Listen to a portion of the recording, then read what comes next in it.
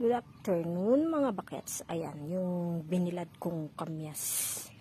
Bunga ng kamyas. Daming bunga ng kamyas namin. Ayan, hiniwa ko ng apatan. Tapos ibibilad ko. Para may magamit pang asim. Pag nalaglag na naman lahat ng bunga ng kamyas ko. Papakita ko sa inyo mamaya yung kamyas kong kadaming bunga. Ayan. Sa ganyang, wala akong yung bilao talaga, kaya itong plastic na bilao na lang ginamit ko. Walang pambili ng bilao, nasira na yung bilao ko. Pag nakabili ulit ako ng bilao, yun ang gagamitin. Ayan mga bakat, so daming bunga. Ayan. Hitik na naman ng bunga. Hitik na naman ang bunga ng aking kamyas. Ayan, oh.